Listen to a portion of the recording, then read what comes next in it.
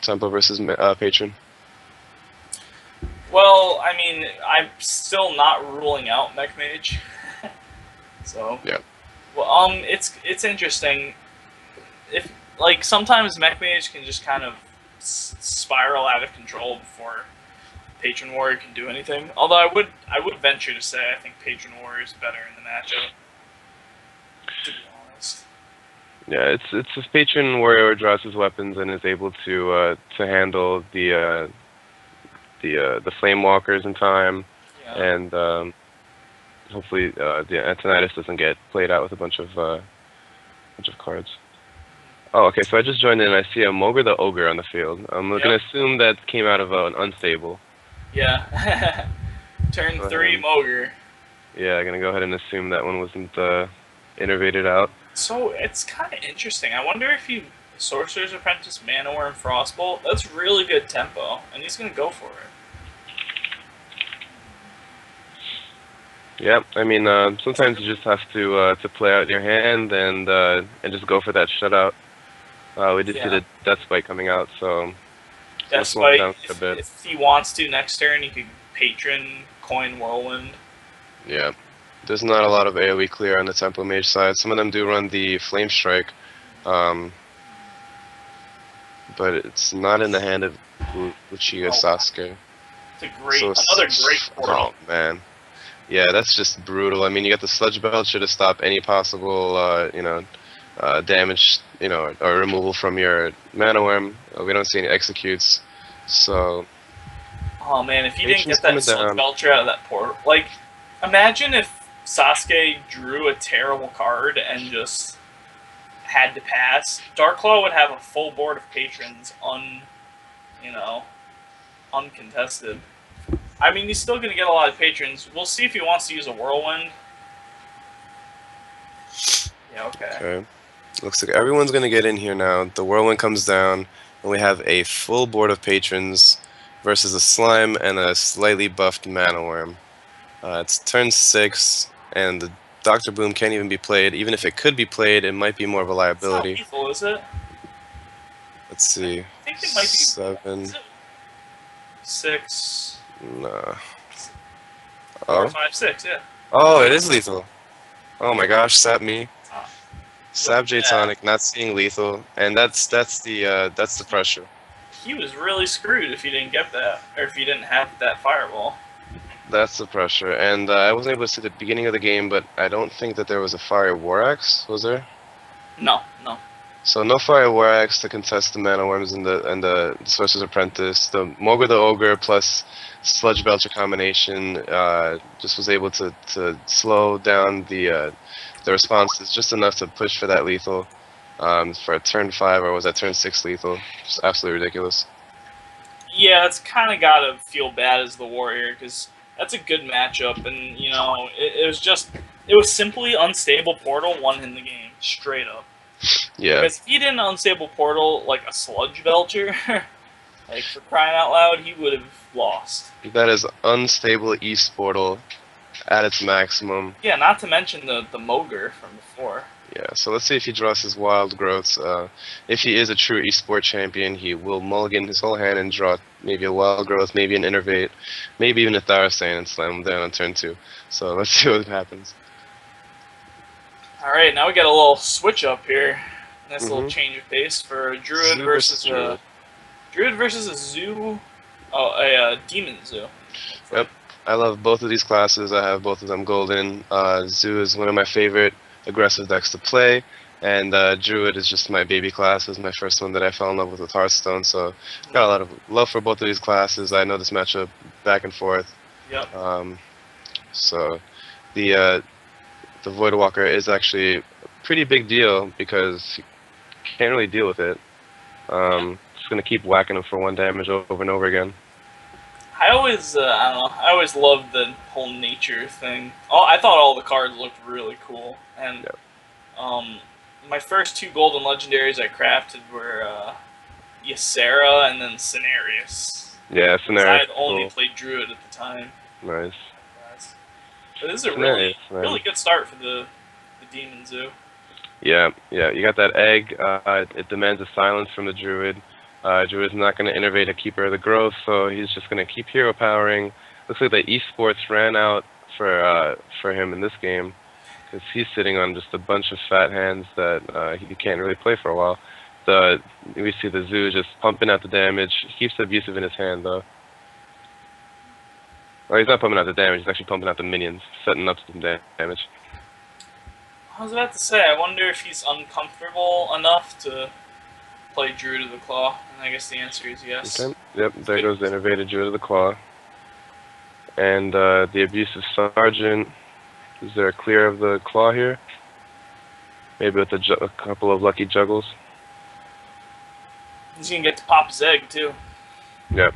Would you go for it here? Knife Juggler and the Abusive Sergeant? Alright, he goes with the safe play. Yeah, I'm a greedy player, so I would. But... Yeah, I probably would have done that too. And but I mean, he goes with the safe Void Caller, kind of bluffing that he's got a Mal'Ganis in his hand or something that he doesn't want. You know. Speaking of really good cards, people have been grumbling about Void Caller lately, because you know, who wants to see a turn 3 Doomguard with no backlash, or turn 4 rather, or turn 4 Mal'Ganis coming out? You know what I mean? Right. I mean, there's just some absolutely sickening plays to be done with it. I mean, the fact of the matter is, you do kind of have to. I don't know. It's not like always that it happens that you have it, and you have to have no other demons. But when it does happen, it's just so game breaking. Unless Look they at have that. He didn't have one. Sasuke called the bluff, and then Dark Claw immediately drew a demon. Yeah. That's well, nice. I mean, it pays off for Uchiha right there, but the aggression still keeps laying on. We see the Knife Juggler gets dropped down, and it's getting bombarded with knives here. The swipe is in hand. Swipe, though. Yeah, swipe is in hand. It's off curve. I feel like you're probably pressured enough to do it here, don't you think? Yeah, will you coin out the hero power? Yeah, I think so. Just clear full board.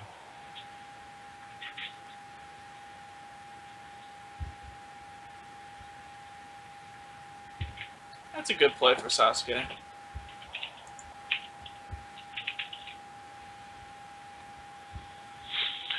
Yep, I mean, clearing the board, but it just gives the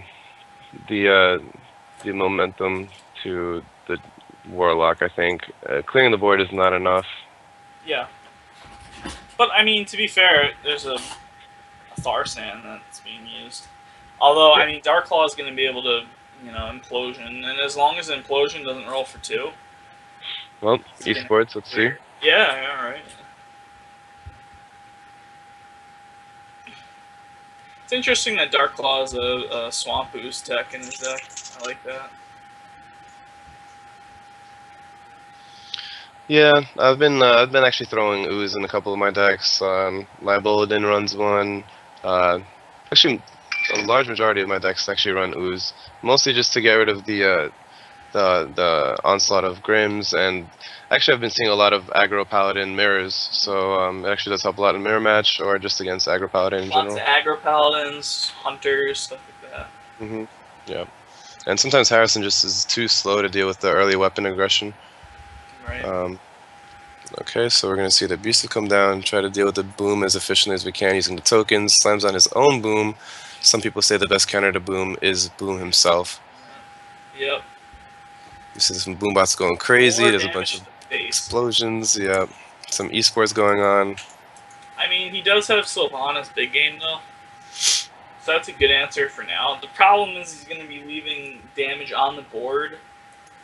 He's leaving damage on the board, and he's already at 17, which is very uncomfortable. Next turn, we're gonna have the Defender of Argus Doomguard combo.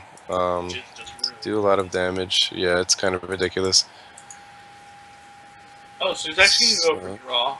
I actually like... I don't know, if it was me, I would have played Sylvanas. I don't know.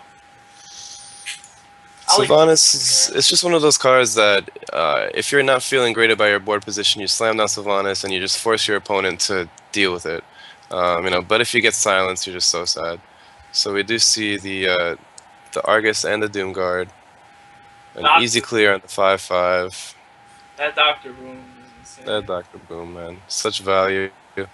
And Druid's been struggling this whole game to get that momentum. Maybe if he had one extra mana every turn, he'd be able to do something, but it just looks like he doesn't have one extra mana every turn to deal with the aggression of the, I would say, nearly perfect draw from the zoo. That start was just the setup was really good. Yeah. Having an egg out, you know, not having it not be silenced. Do you even Azure Drake swipe? I was kind of thinking that. It doesn't even feel good. I mean, mean, you're gonna feel good, but you get to clear the Doomguard, and he's gonna take even more damage. I don't know. See, I feel like if you're gonna play Sylvanas, do it last turn. You know what I mean? Yeah. Well, he clears the board here. If he gets a good, oh man, we're getting close. Oh, that's not gonna be lethal. It would have been cool to tap into a double power. I'm not sure if he used his first one yet, but so we're gonna see power overwhelming. He's gonna trade, and this allows him to clear the Sylvanas. Oh, he's gonna actually go face, which is my bad, the correct play. Sylvanas gets nothing. You go face. Yes, always. Yes. But I mean, you know, the fat hand from the Druid is now slamming down some minions, and we only see a Mal'Ganis to deal with it. See, it sounded like you didn't even really play Mal'Ganis, you know?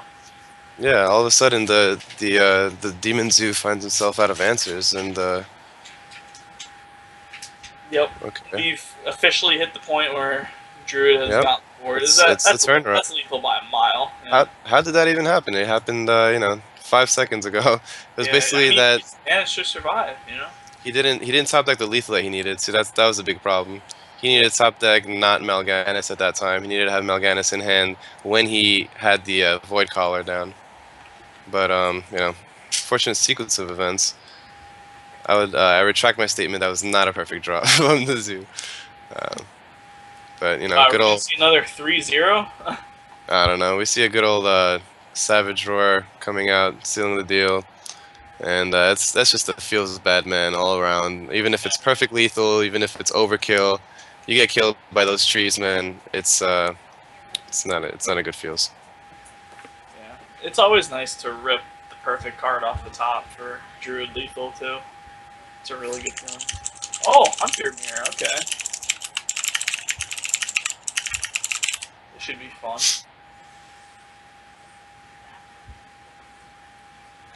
Alright, Hunter Mirror.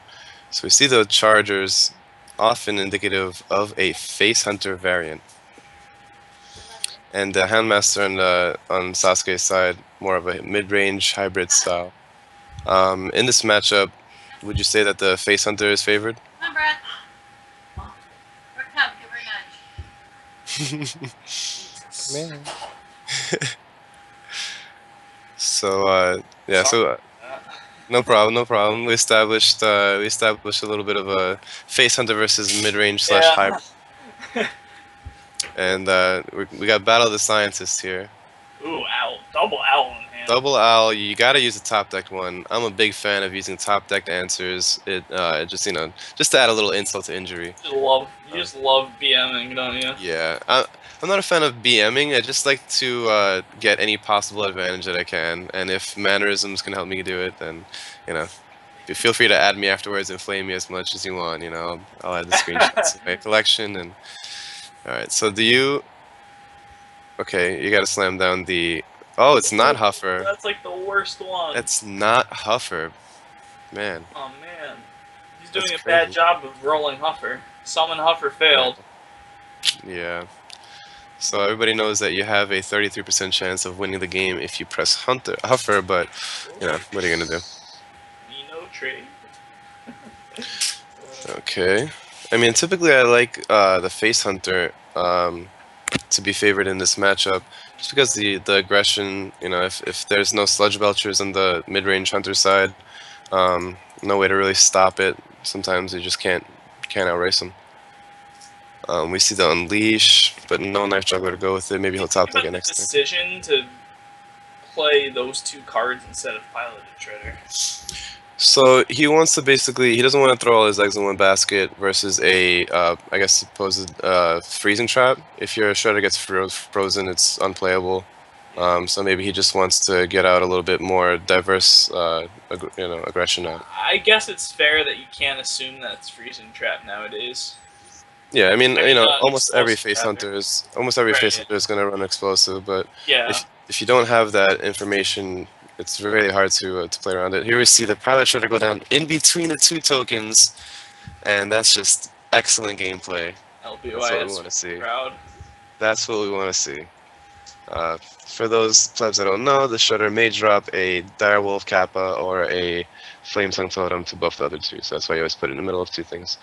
So we're gonna go face Mork Boys with the Unleash the Hounds.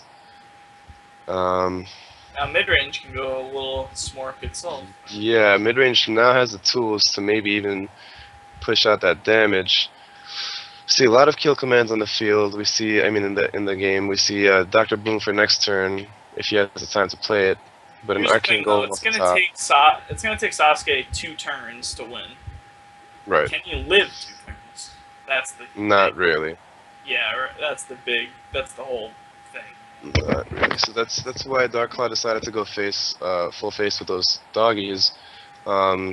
Without an explosive trap or a knife juggling unleash of your own to counter it, those doggies are just going to be slapping you every turn. So, and we see that Dark Claw has lethal, so that's gonna be it. yep, Dark Claw has a lethal. Unless There's no sludge Sasuke culture. kill commands So, his own thing and gets something ridiculous, right? right. Then it's over. Which he will never do that. Well, I mean, there's a piloted shredder, so never say never. Yeah, right. But And his own yeah, get in this part-time matchup, with him. it's just if without the sludge belchers as the mid range, I find it really difficult to win this matchup. It's just so much aggression coming out of the face hunter, and not enough answers to deal with it. So we will not see a second 3-0. Nope. Darklock comes back in this one on the back of his face hunter. So let's see. So he's gonna do whatever his other decks. He had Oh, he had the Demon Zoo. Demon Zoo versus mid-range hunter.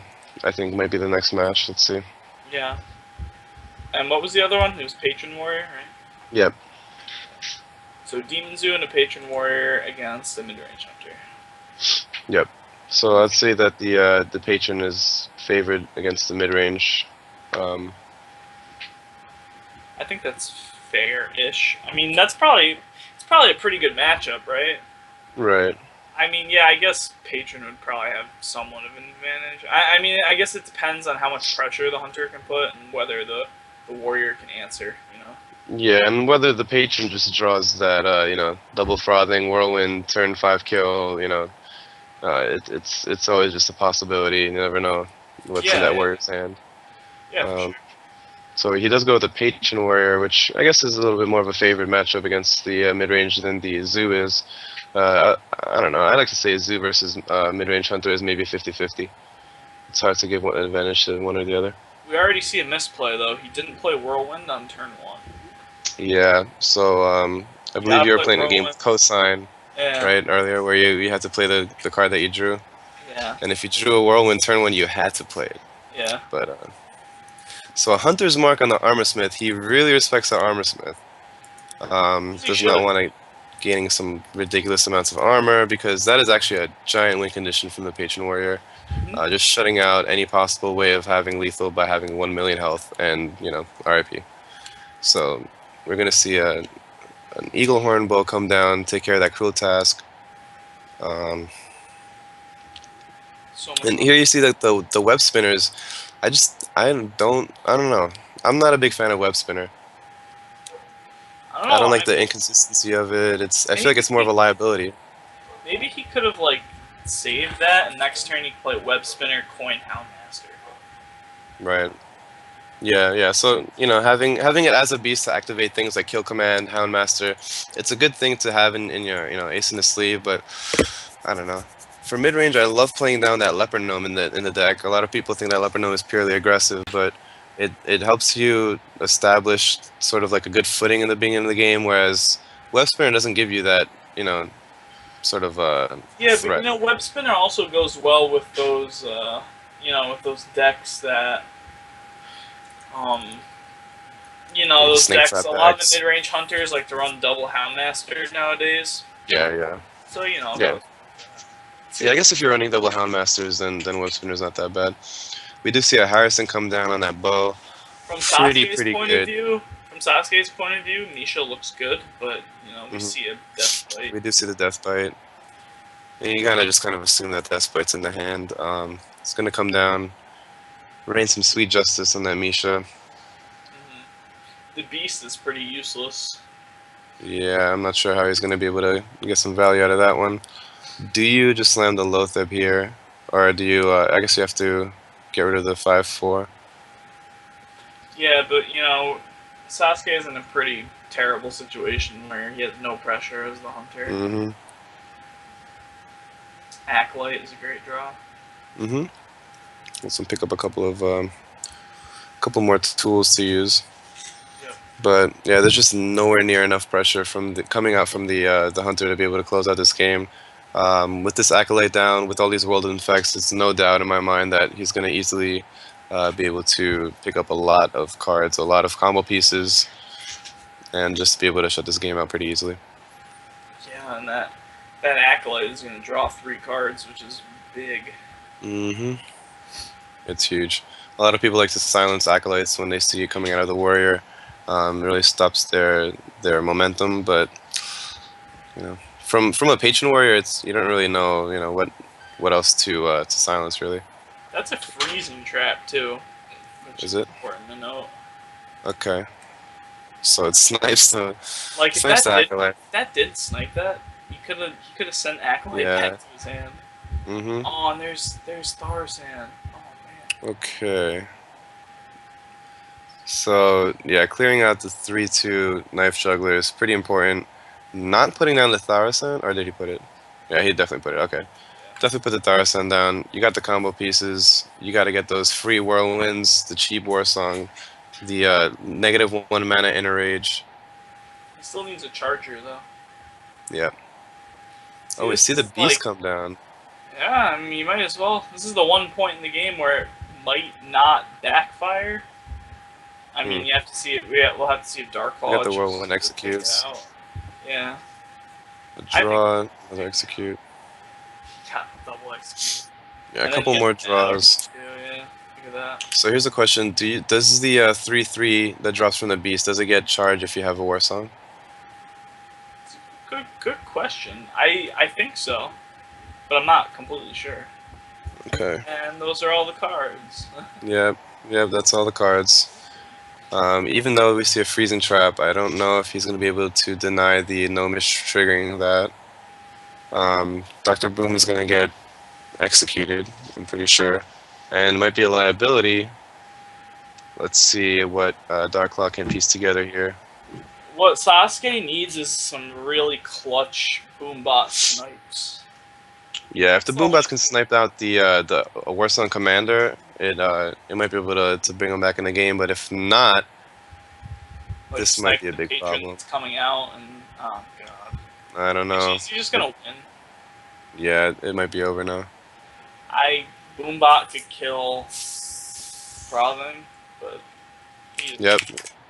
Sasuke knows he doesn't want to even wait for the frothing to get huge. Hey, So, two. there we go. We saw a million cards get drawn. We saw a combo get drawn. And once they hit the board, an instant concede coming out from Sasuke. Yeah. Pretty good idea because it actually is pretty demoralizing to hear everyone get in here 1 million times before going into your what is this, the final game of the season, the series? Yeah, it's kind of like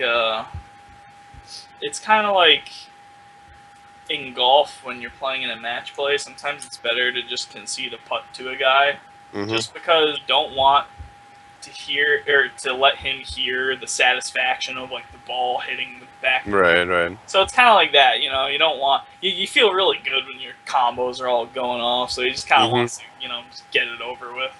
Yep. And Yep. move on. Okay. We do see an acidic swamp ooze to counter the eagle horn bow in the hand of the hunter. So this is actually pretty exciting because that's exactly why you have it in this matchup. That's a really key Let's card. see. Yeah, so I'm going to go ahead and give the advantage to Dark Claw just for the sake of that ooze. Even though the owl comes down to answer the Haunted Creeper, he still has the momentum. I wouldn't be surprised to see the egg get slammed down here. Um, and a nice trade into that owl. Let's see what animal Okay, companion so he gets. it's got to be Huffer, right? Huffer. Oh man, 2 Leox. Huffer would have been devastating because that would have Yeah, run right into the abusive the sergeant. abusive, right. So 2 Leox, that's actually pretty difficult to deal with. Not as bad as a Misha. Do you go for the juggler play here? I guess so. I mean, just get stuff on the board. You're not really scared of Unleash too much. Oh my god. Oh, and nice. And can we see another snipe? Oh, Oh, it gets double sniped on esports on the side of Darklaw. The double snipe really sealing the deal. Ooh, and the bow comes down, and the ooze is just gonna be a perfect answer to that. that's really bad. This is a very, very rough start for Sasuke. Oh, and a I'm void not caller. sure if he's got the Oh. tools. The Void Walker, 1 mana shutout. Or do you even want to play the void call or void walker? I would, I I guess so, would, right? I would Like do it. protect your Yeah, 2/1. Yeah. get your guys out. It's good against Unleash. I'm But he goes thinking for the maybe. tap instead. I'm thinking maybe he's kind of thinking like I was thinking with, next turn you can play void walker implosion or void walker defender of Argus as well. Just so like it You're kind of getting that. evens out. It kind of like evens out his mana curve a little bit. And when you're Demon Zoo, it's really good to draw. Right. Token is a good. Yeah, yeah. Drawing when you can. Yeah, getting rid of that 4/4 is good. The Dragon Hog coming down to, Hunter is posing a threat. Hunter is really running out of steam. Right. I mean, that quick shot's gonna draw a card, but it's not gonna be enough. The implosion comes down. Let's see what it rolls for, and it's a 3. Not bad. I like the way that Like you said. LBYS put it. He used to say, if you roll 2, you lose. If you roll 4, you win. You win. Yeah. And If you roll 3, let's keep playing. Yeah. Yeah. Pretty much. Pretty much. So Sasuke needs Unleash the Hounds. That's his out. That's his out, and that's like his only out right now. It's pretty much his only out. Yeah. I'm curious to see how Or much. Handmaster there. Oh, boy, caller. Brings out the Void Caller. He's got 2 demons in hand. I would have liked to see the Argus there, just to deny any possible shenanigans. But I guess besides explosive trap, but we sort of know that this list doesn't really run explosives. I wonder if that's explosive trap that he's gonna get from that. Did we establish? Nah. It's probably freezing, I would assume. Yeah, freezing or maybe a snake trap. It's really rare to see web spinners with explosive trap in the same deck. It's funny because you'd think that Hunter would usually have the advantage here, but a good start from Zoo. Those couple of juggles. Excellent start. I mean, those were key juggles. Key juggles. That plus the ooze. That to me that pretty much sealed the deal pretty early in the game. The game of Hearthstone, it's hard to say who wins. Stuff can always happen, but Egg and Argus. Oh man. Egg Argus is good. We've seen no Unleash the Hounds, no sign of Unleash the Hounds, so we can sort of go in here as a zoo. The question is, how much do you want to put on the line? When the Warlock is in a spot where they're comfortable enough health-wise to play Flame Imp on turn 7 against a Hunter, you know that right. It's a spot. We see a lot of trading here. An Imp to trigger the freezing trap, just complete board dominance from the Zoo player, and once you have this board set up, there's really nothing that the Hunter can do. So I wouldn't be surprised to see an early concede. A couple turns ago, he had the door open with like an Unleash the Hounds could potentially right. But that ship has sailed. Yeah, even a Huffer here is not enough to make any type of board presence. Lotha comes down, but no spells to be countered.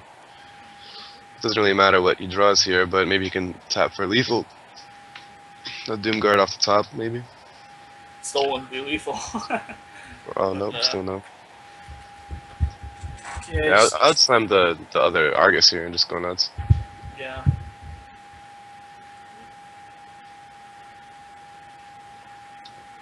Void Tower on the egg.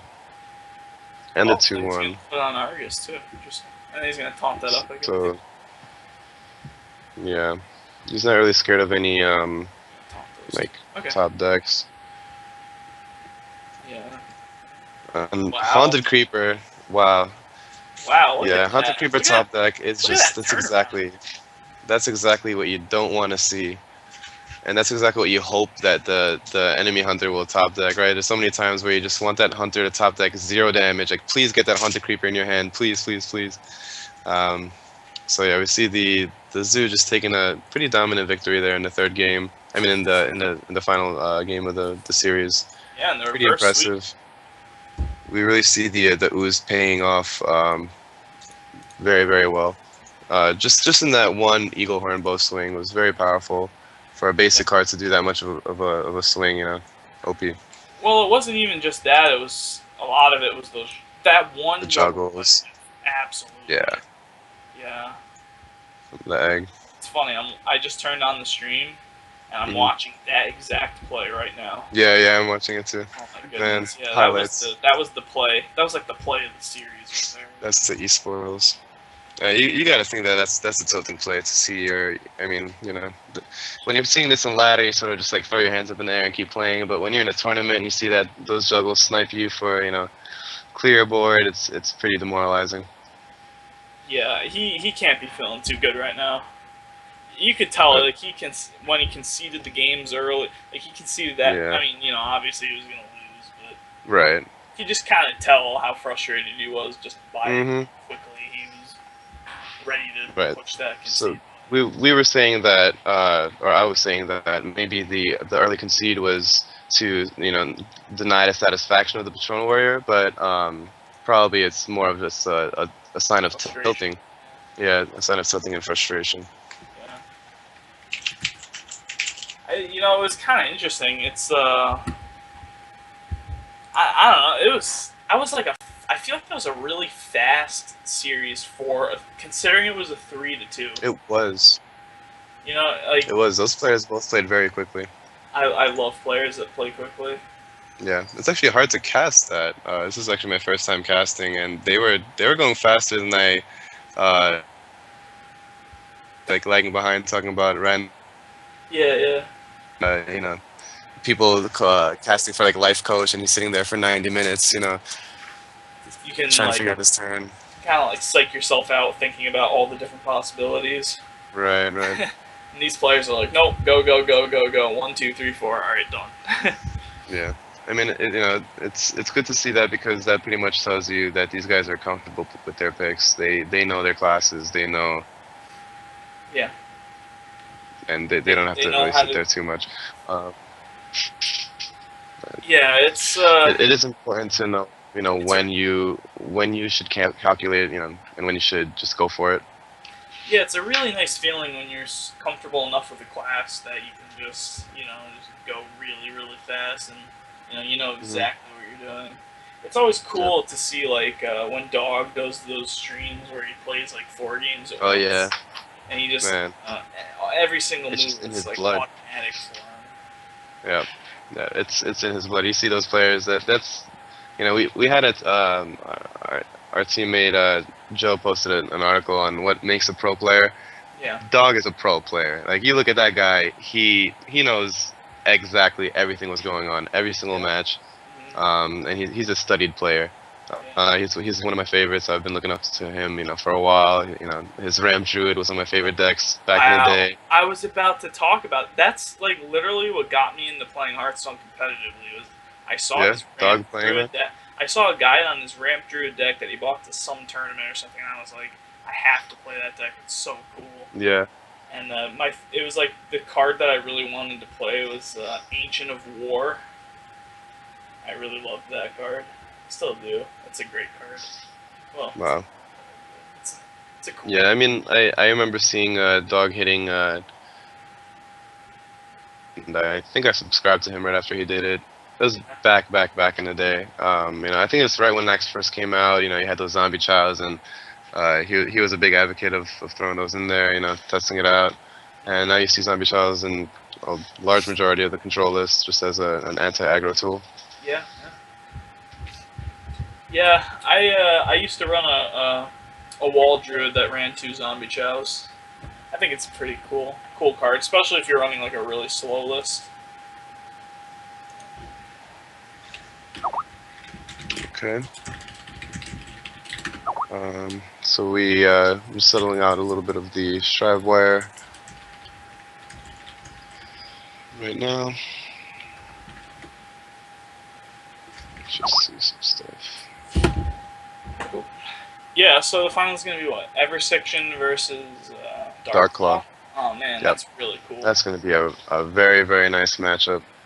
So yeah, we're going to see I Dark always Claw. come on and I cast. I've done I come and cast whenever I'm needed, but I used to cast consistently every week for a span of like 8 or so weeks, and you see all these players, right, that you always go, you always look at these players and you're casting the semis and finals matches and go, oh, they're really good players, the same old, like,